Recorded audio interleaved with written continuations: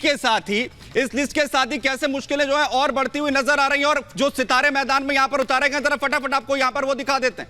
आखिर कौन कौन से चेहरे यहां पर होंगे, देखिए आपको बताएं कि इसमें जो चेहरे सामने आए उसमें कई सितारे हैं। यहां पर जरा एक एक करके आपको यहां पर बताते हैं कौन कौन से चेहरे। सबसे बड़ा चेहरा अरुण गोविल, रामायण सीरियल में प्रभु श्री राम का जो किरदार निभाते नजर आ रहे हैं। घर घर में लोकप्रियता है अरुण गोविल की और मौका यहां पर बीजेपी की तरफ से दिया गया है मेरठ सीट से यहां पर, और उनके खिलाफ जो है भानु प्रताप सिंह जो इस बार समाजवादी पार्टी की तरफ से चुनाव लड़ते हुए नजर आएंगे। वहां पर भी मौका समाजवादी पार्टी की तरफ से एक बार फिर से दिया है। दूसरा बड़ा चेहरा कंगना रनौत, सुपरस्टार, जिनका नाम जो है घर घर में हर कोई जानता है और लगातार सक्रिय जिस तरीके से रही है। उसके बाद बीजेपी ने भरोसा जताया है मंडी सीट से, और हिमाचल से ही आती है मंडी सीट जो है, वहां जन्मस्थान भी है और उसी को कहीं ना कहीं बुलाने की कोशिश। और दूसरी तरफ प्रतिभा सिंह जो कि वर्तमान में सांसद भी हैं, लेकिन बड़ा सवाल यह क्योंकि प्रतिभा सिंह जो है खुद शुभकामनाएं दे चुकी हैं कंगना रनौत को और पीछे अपने कदम उठा जो है खींचती हुई नजर आ रही हैं और वर्तमान में कांग्रेस की प्रदेश अध्यक्ष भी हैं। ये एक बड़ा क्वेश्चन मार्क जो है कांग्रेस के लिए यहां पर लगता हुआ नजर आ रहा है कि आखिर क्या वो चुनाव लड़ेंगी। एक बार फिर से दूसरी अगर सीट की सुल्तानपुर की अगर यहां पर बात करें तो मेनका गांधी को मौका यहां पर बीजेपी ने दिया। एक बार फिर से आपको बताएं कि एक बार फिर से भरोसा जहां पर मेनका गांधी पर जताया गया है, तो जो भीम निषाद हैं समाजवादी पार्टी के, उन पर ही भरोसा जताया गया, लेकिन मेनका गांधी पिछली बार भी जीत हासिल करने में कामयाब रही थी। और वहीं पीलीभीत से बड़ा फेरबदल हुआ है। पीलीभीत से वरुण गांधी का जहां टिकट काट दिया गया है, वहीं योगी सरकार में मंत्री जितिन प्रसाद पर भरोसा जताया गया है।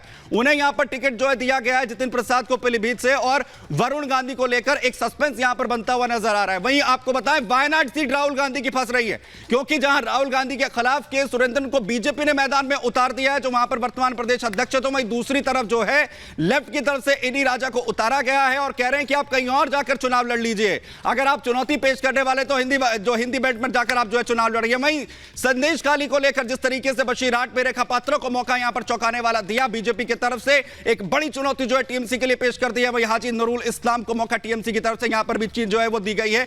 ये चुनौती जिस तरीके से इस लिस्ट के साथ ही बीजेपी की तरफ से दी गई है, यानी कि पूरी तरह से विपक्ष को जो है चारों खाने चित करने की पूरी प्लानिंग है। इस रिपोर्ट के जरिए देखिए।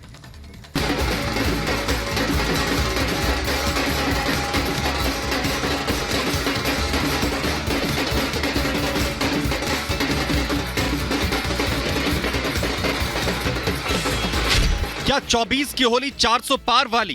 क्या चुनावी साल में जनता पर मोदी का रंग चढ़ा हुआ है? तभी तो देश भर में जहां होली के मौके पर रंग गुलाल उड़ रहे हैं, तो टीम मोदी मानो जीत के रंग से सराबोर है। पीएम ने देश को होली की रंग भरी शुभकामनाएं दी हैं, तो उनके सियासी योद्धा 400 पार का रंग उड़ाने में लगे हैं। फिर से मोदी बनेंगे पीएम, नभ में उड़ाओ अबीर जोगीरा सरररररररर। दिल्ली से लेकर उत्तर प्रदेश और राजस्थान से लेकर मध्य प्रदेश तक नेताओं पर भगवा रंग बिखरा है और 400 पार के सियासी गीत गाए जा रहे हैं। होली के दिन दिन मिल जाते हैं, रंगों में रंग मिल जाते हैं, गिले शिकवे सब भूल कर दुश्मन भी गले लग जाते हैं। 100% 400 प्लस होने वाली है और होने वाला है। देश आज होली मना रहा है तो 25 दिनों के बाद यानी 19 अप्रैल से पहले दौर की वोटिंग शुरू होने वाली है और 4 जून को नतीजे आएंगे। ऐसे में चुनावी साल में नेताओं पर भी सियासी रंग खूब चढ़ रहा है।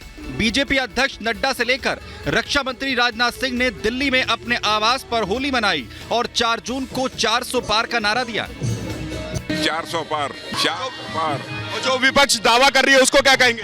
नहीं, 400 पार का अपना टारगेट है, दावा तो कोई भी कर सकता है। आज तो हम होली मना ही रहे हैं। 4 तारीख को फिर से देश विकसित भारत के संकल्प के साथ आगे फिर से होली मनाएगा मोदी जी के नेतृत्व में और खुशियां मनाएगा, ऐसा मुझे पूरा विश्वास है। 400 पार के लक्ष्य के लिए मोदी ने अब तक 402 प्रत्याशी मैदान में उतार दिए हैं। कांग्रेस ने भी छठी सूची में 5 नाम मिलाकर अब तक 192 प्रत्याशी घोषित किए हैं। बीजेपी ने अपनी 5वीं लिस्ट में 111 उम्मीदवारों के नाम का ऐलान कर दिया है, जिसके लिए देर रात सीसी पर फिर मोदी के घर पर मंथन हुआ। वहीं पार्टी की तरफ से हर सीट पर जिताऊ चेहरों पर दांव खेला गया है। इसमें 2 सेलिब्रिटी, एक पूर्व जज को भी मैदान में उतारा गया है, तो इसके अलावा आधी आबादी को साधने के लिए 20 महिला प्रत्याशियों पर दांव खेला गया है और इसके अलावा अश्विनी चौबे हो, वीके सिंह हो, इनका टिकट भी काट दिया गया है। तो गिरिराज सिंह, नित्यानंद राय और रविशंकर प्रसाद जैसे चेहरों पर फिर से भरोसा जताया गया है, मगर सबसे ज्यादा चर्चा है टीवी के राम यानी कि मेरठ से प्रत्याशी अरुण गोविल और मंडी से उम्मीदवार बनाई गई फिल्म अभिनेत्री कंगना रनौत, जो जीत के लिए आश्वस्त हैं। तो मौजूदा सांसद और कांग्रेस की नेता प्रतिभा सिंह मैदान छोड़ती हुई दिख रही हैं। हम नहीं मानते कि हम अपने नाम से या अपने काम से जीतेंगे। हमारा ये मानना है कि हम हमारे प्रधानमंत्री जी के अच्छे कर्मों से, उनके परिश्रम से, उनके नाम से, उनके बल से हम जीतेंगे। भाजपा का फैसला था कि उनको चुनाव में उन्होंने उतारना था, तो हमें खुशी है कि उनको भी मौका मिला है। हालांकि वो सेलिब्रिटी है, बट एकदम से राजनीति में आकर कैसी भूमिका निभाती है वो देखने वाली बात है। प्रतिभा सिंह तो महज एक नाम है जिनका बयान बताता है कि कांग्रेस को हार का डर सताने लगा है, तभी तो उनके बड़े नेता होली पर भी रंगों से परहेज कर रहे हैं। हालांकि इंडी अलायंस की ओर से सैफई में अखिलेश समेत मुलायम परिवार की होली का नजारा दिखा, तो बिहार और दिल्ली में लालू परिवार ने भी रंग खेला, मगर सीटों के नाम पर गठबंधन में अंदरूनी खेला चल रहा है और बीजेपी 400 पार का गुलाल उड़ा रही है। ये मोदी जी के प्रति जनता का प्यार है। जो 4 तारीख को रिजल्ट आएगा, 400 पार का नारा पूरा होता नजर आएगा। 18 साल की उम्र से ज्यादा वाले 18वीं लोकसभा के लिए मोदी जी को चुनकर भेजेंगे। तीसरी बार मोदी प्रधानमंत्री बनेंगे। 25 मार्च को अगर होली मना रहे हैं हम लोग, तो 4 जून को भी होली मनाएंगे हम ही लोग। 25 मार्च आज होली का त्योहार है और 4 जून 400 पार है। फिर एक बार प्रचंड बहुमत की देश में मोदी सरकार है। ये वाली होली 370 पार और 400 पार की है, और इसलिए इससे ज्यादा उमंग की होली, रंग की होली 4 जून को आएगी, जब एक बार फिर से मोदी जी हैट्रिक बनाएंगे। भारतीय जनता पार्टी और एनडीए हैट्रिक बनाएगा। मोदी की टीम मैदान में है और जनता पर भगवा रंग छिड़क रही है, तो विपक्षी नेताओं के चेहरे के रंग उड़े हुए हैं। शायद इसीलिए केजरीवाल की गिरफ्तारी के बाद से गठबंधन पस्त है, तो मोदी सेना जीत के रंगों के साथ मस्त है। देखना होगा कि 4 जून को किसका रंग चढ़ेगा और किसका उतरेगा। 24 की इसी रंग भरी सियासत पर आज की महाभारत। तो किसका सियासी रंग इस बार उतरने जा रहा है, इसी पर कर रहे हैं हम महाभारत। और खास मेहमान हमारे साथ इस वक्त मौजूद है, उनका परिचय मैं आपसे करा दूं। हमारे साथ इस वक्त बीजेपी की स्पोक्सपर्सन शाजिया इल्मी हमारे साथ जुड़ रही हैं, सौरभ दुबे जी हमारे साथ पॉलिटिकल एनालिस्ट जुड़ रहे हैं, नीलेश लोढ़ा जी हमारे साथ हैं यहाँ पर पॉलिटिकल एनालिस्ट, इसके अलावा दुष्यंत नागर जी पॉलिटिकल एनालिस्ट हमारे साथ हैं, प्रोफेसर धर्मेंद्र यादव यहाँ पर स्पोक्सपर्सन समाजवादी पार्टी के जुड़ रहे हैं, तौसीफ खान हमारे साथ इस वक्त यहाँ पर जुड़ रहे हैं पॉलिटिकल एनालिस्ट। और शुरुआत मैं कर रहा हूँ आपसे शाजिया इल्मी जी, क्योंकि आज जिस तरीके से आपकी लिस्ट के बारे में चर्चा हो रही है, 400 से ज्यादा उम्मीदवारों के नाम का आप ऐलान कर चुके हैं, और जब आखिरी लिस्ट आपकी आ रही है यहाँ पर, उसमें स्टार्स पर बहुत भरोसा जताया है। चाहे अरुण गोविल साहब का जिक्र यहाँ पर कर लें, कंगना रनौत का यहाँ पर जिक्र कर लें, और जो पॉलिटिकल पंडित हैं वो ये कह रहे हैं कि चारों खाने चित करने की, 400 प्लस जाने की तैयारी आप लोगों ने कर ली है। पूरी तरह से हमारी तैयारी जारी भी है और आप देख लेंगे भी उसका असर।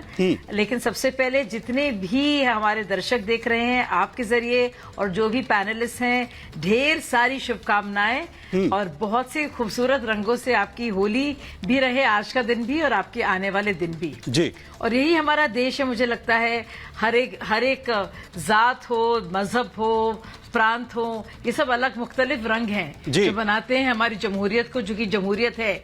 लेकिन एक बात का मुझे खास एतराज है, कंगना जी जिनको टिकट मिला है उनके बारे में अभी बहुत ही बेहुदा किस्म की कुछ बातें कुछ कांग्रेस के हमारे नेता कर रहे हैं, और मुझे लगता है कि हम सब लोग को मिलकर इसके खिलाफ बोलना चाहिए।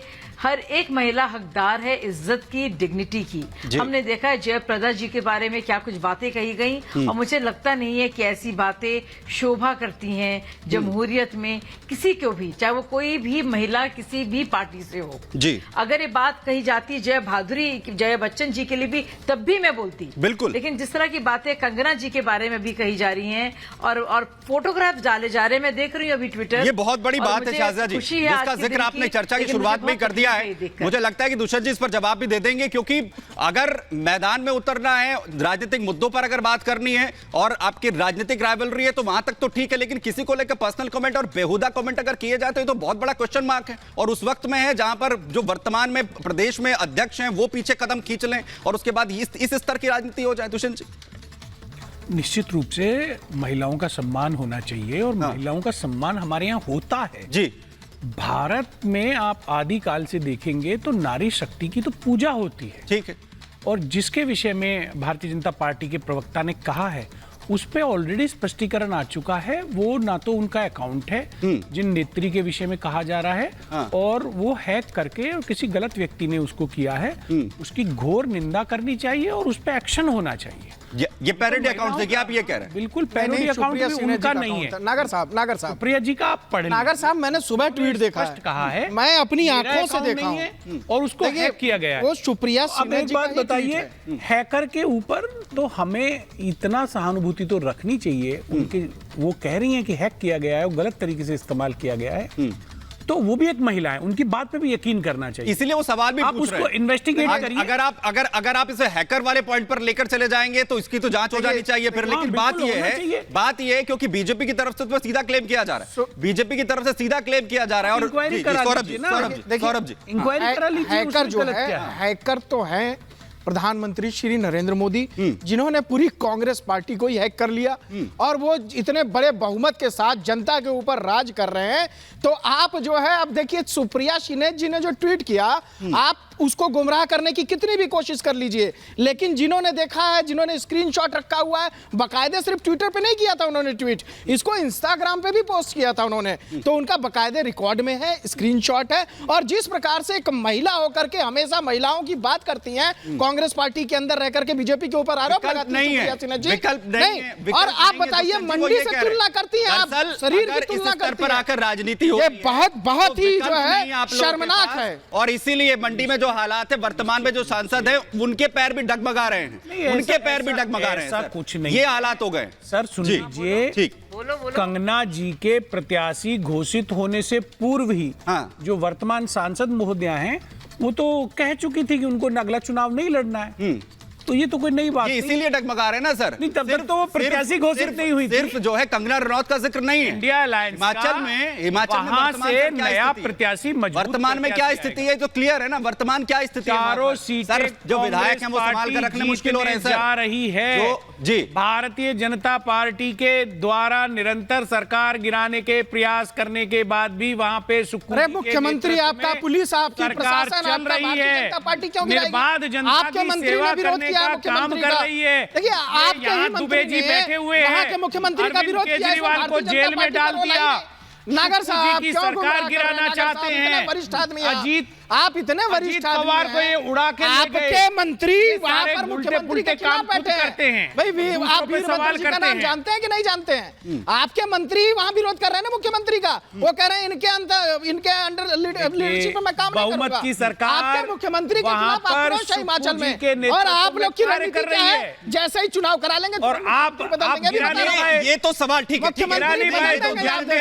सवाल हो गया ना दुबे जी, एक मिनट जरा, ये तो आप ही के लिए सवाल हो गया। बहुत दिलचस्प ये है कि जिन पर सबसे ज्यादा जिम्मेदारी होनी चाहिए वो उस वक्त में अगर अपने पैर पीछे खींच ले तो बाकी जो आम कार्यकर्ता है उसका क्या होगा? उसका कॉन्फिडेंस लेवल फिर कहां पर जाएगा? फिर सबसे बड़ा सवाल है, क्योंकि जो करता धरता है, जिन्हें आगे बढ़ना था, उनका कॉन्फिडेंस जो है यहां पर हिला हुआ है। मैं वापस आपके पास दुष्यंत यहां पर आऊंगा, मैं नीलेश गौड़ा जी आपके पास यहां पर आ रहा हूं।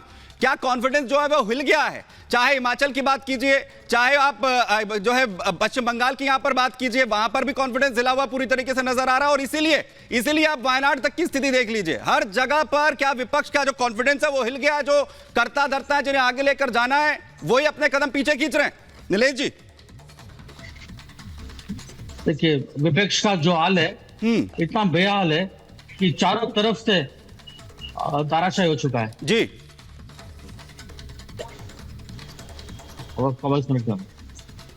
बोलिए, आपकी आवाज आ रही है नीलेश जी?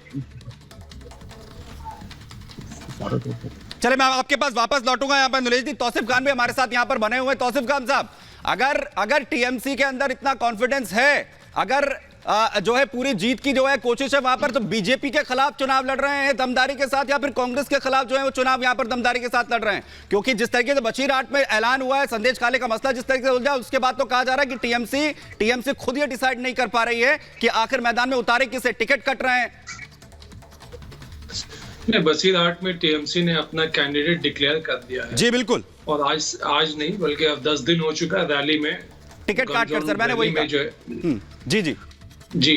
और यहाँ पे बंगाल में सीधा सीधा कॉन्टेस्ट जो है तृणमूल वर्सेस बीजेपी है, जिसमें बीजेपी को बड़ी बुरी तरीके से हार मिलने वाली है। और आपको इसका पहलू दिख जाएगा अगर आप अपने ग्राउंड रिपोर्टर से पूछेंगे जी। जब एक जज जिन्होंने पिछले 2 साल से तृणमूल की सरकार को जो कंडेम करते रहे, क्रिटिसाइज करते रहे और कोर्ट के ऑर्डर पास करते रहे, तृणमूल के नेताओं को जेल भेजते रहे करप्शन के मामले में, बीजेपी के ठीक लाइन के हिसाब से बीजेपी का पिटिशनर हुआ करता था, वो हाईकोर्ट के जज आज रिजाइन करके बीजेपी को ज्वाइन करते हैं और बीजेपी से कॉन्टेस्ट करने वाले एमपी के लोकसभा में जी। तो इस बात से लेकर के लोग यहाँ पे वो एक्सपोज हो चुके हैं बीजेपी। आप जो यहाँ के जनता है आप उनसे सड़क पे पूछेंगे, जिस तरह से ममता दी ने बाकायदा इनाम दिया सागरिका घोष जी को, जो कि कहती है पत्रकार हैं, निष्पक्ष पत्रकार हैं, जो सुबह शाम रात गालियां बकती रहती हैं, सुबह शाम रात गालियां बकती रहती हैं, बावजूद इसके कि वो पत्रकार हैं। जिस तरह से राज्यसभा उन पर नवाजी गई है, उस पर आप कुछ नहीं बोल रहे हैं, ये बड़ी अफसोस की बात है। पोस्ट को मिसयूज करता था, तो ये हाईकोर्ट का जज जो आज बीजेपी ज्वाइन कर लिया है, सीबीआई ईडी नहीं, तो आप इस पर तो क्लेम कर दीजिए। आप तो बड़ी बात कह रहे हैं तौसीफ साहब, आप कह रहे हैं कि अपनी सीट का जो है गलत फायदा उठा लिया, उसका मिसयूज जो है वो हो गया, और शायद ये तो देश के इतिहास में पहली बार होगा इतना बड़ा क्लेम सर तौसीफ खान साहब आप कर रहे हैं। और मैं ये कह रहा हूं तो फिर तो इलेक्शन कमीशन में जाकर क्लेम कर दीजिए सर। आप भूल गए, सुप्रीम कोर्ट ने कहा जुडिशियल इम्प्रोप्राइटी का इंस्टेंस है ये सुप्रीम सर। मैं वही कह रहा हूं, ये तो बहुत अच्छा है ना सर, बहुत अच्छा है। कम से कम संवैधानिक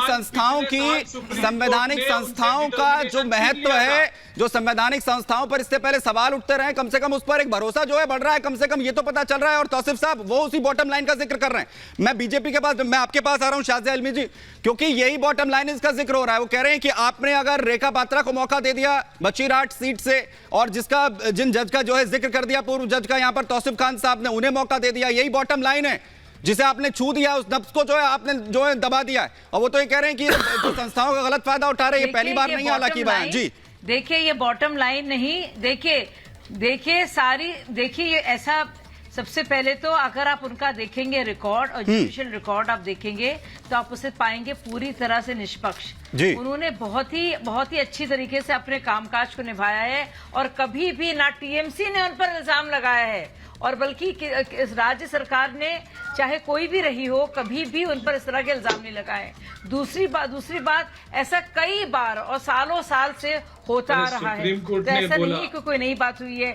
तीसरी और जरूरी बात, सागरिका घोष जी जो कल 4 दिन पहले तक बुरी भली बातें भाजपा के बारे में, अनर्गल बातें, बावजूद इसके कि वो अपने को पत्रकार कहती हैं और कहती है मैं निष्पक्ष पत्रकार हूं, वो बस एक दिन छोड़ती हैं पत्रकारिता और कहती है मैं बहुत दिनों से लिख नहीं रही थी, हालांकि मैं टीवी में जा रही थी और कमेंट्स दे रही थी, लेकिन अब मैं बन गई हूँ। अब मैं तो राज्यसभा सांसद के मुझे का निमंत्रण आया है ममता दी के साथ, तो ममता दी से भी पूछना चाहिए कि आपने राज्यसभा के लिए क्यों खास तौर से एक पत्रकार को चुना, ऐसा वो पत्रकार आपके लिए क्या कुछ कर रही थी। और अगर ममता दीदी को ऐसा लगता है और तौसीफ को ऐसा लगता है कि ये इन जो जज रहे हैं और उनको टिकट दिया गया है, तो उन्होंने किस तरह से कैसे सवाल उठाया उस पर। अगर आपको लगता है कि संवैधानिक संस्थाओं में अपने पदों पर रहते हुए ऐसा फायदा उठाया गया तो उस पर क्लेम कर दीजिए, बिल्कुल उस पर क्लेम कर देते। इलेक्शन कमीशन वो तो कह रहे हैं ना हम फ्री फेयर इलेक्शन कराना चाहते हैं, इसलिए इलेक्शन कमीशन, इसीलिए इलेक्शन कमीशन यहाँ पे बैठा ना। तौसीफ साहब मैं वापस आपके पास यहाँ पर लौट रहा हूँ, शाहजा जी मैं वापस आपके पास यहाँ पर आऊंगा। मैं प्रोफेसर धर्मेंद्र यादव आपके पास यहाँ पर आ रहा हूँ। उत्तर प्रदेश के अंदर जीत के बड़े बड़े दावे हैं, लेकिन जो गठबंधन आप लोगों ने किया है, जो सीटें जो है कांग्रेस को दी है 10% मार्जिन वाली दी हैं, पहले ही खत्म करने पर तुड़े हुए हैं आप लोग। सुमित जी, सबसे पहले तो मैं आपके चैनल के माध्यम से आर भारत की पूरी टीम को और सभी देशवासियों की होली की हार्दिक शुभकामनाएं देता हूं समाजवादी पार्टी की तरफ से जी। दूसरी बात जो आप पूछ रहे हैं कि कांग्रेस को जो हमने सीटें दी हैं वो आपसी समझौते के तहत सीटें दी गई हैं, वो कोई डिस्कशन का मुझे लगता पॉइंट नहीं है। एनडीए गठबंधन में जिस तरह की सीटें दी गई हैं, कोई पता चला हमें एक सीट मिली है, नाराज हो रहे हैं। ओम प्रकाश राजभर कह रहे हैं हमें 2 सीट मिलनी चाहिए थी, संजय निषाद जी कह रहे थे हमें 2 सीट मिलनी चाहिए। तो ये तो खींचतान का बात रहता ही रहता है, इसमें गठबंधन की कोई ऐसी बात नहीं है। बात यह है कि आज होली है और होली के दिन मुझे लगता है कि भारत एक भावनाओं का देश है और इस भावनाओं के देश में आप जो हमारे त्योहार हैं वो परंपराओं को बताते हैं, अपनी जिम्मेदारियों से अवगत कराते हैं और समाज में जो कुछ चल रहा होता है उसको खत्म करने की जो हमारी बात है वो त्योहारों के माध्यम से आती है। तो आज इस देश में जो पॉलिटिकल कारपोरेट माफिया हैं वही एक तरह से होलिका है, उनका दहन करना है। तो आज इस देश का हर एक युवा, हर एक किसान, हर एक नौजवान ये संकल्प ले रहा है कि भारतीय जनता पार्टी ने जिस तरह से पॉलिटिकल कारपोरेट माफिया को पैदा करके इस देश को दीमक की तरह खाने का प्रयास कर रहे हैं, वो चाहे आप ऐसे समझिए कि जो इलेक्टोरल बॉन्ड के माध्यम से पैसे भारतीय जनता पार्टी के खाते में आए हैं, आप समझिए कि आज हम होली मना रहे हैं और भारत की भावनाओं के साथ खेल रहे हैं। और इस भावनाओं में आप नहीं, वो विपक्ष से भी यही पूछ रहे हैं, कंपनी वो इंडिया अलायंस के लोगों से भी यही पूछ रहे हैं कि वो भी मेरी बात आने दीजिए, वो भी बता दें। जी जी, मेरी बात सुन लीजिए, उसे भी इंक्लूड कर लीजिए सर। हाँ ठीक है, सुमित जी मेरी बात आने दीजिए, मैं इंक्लूड कर लूंगा, मेरी बात आने दीजिए। मेरी बात, पुलवामा अटैक के बाद तुरंत पाकिस्तान की जो कंपनी है वो भारतीय जनता पार्टी को चंदा देती है। 140 करोड़ रुपया चंदा देने वाली पार्टी को देखिए इस तरह के आरोप लगाना चैनल पे मुझे लगता है बिना पुख्ता सबूत के लूट है। 2019 का इलेक्शन निकल गया, उसके बाद कई इलेक्शन निकल गए। बिल्कुल आपत्तिजनक बयान है आपका, ये बयान आपका आपत्तिजनक है। देश की सुरक्षा से अगर देश की एजेंसियों पे और देश की सेना पे आप सवाल उठाते हैं, ये शर्मनाक है, समाजवादी पार्टी का। धर्मेंद्र जी वो ये कह रहे हैं कि 2019 के बाद तो गंगा में बहुत पानी बह गया है।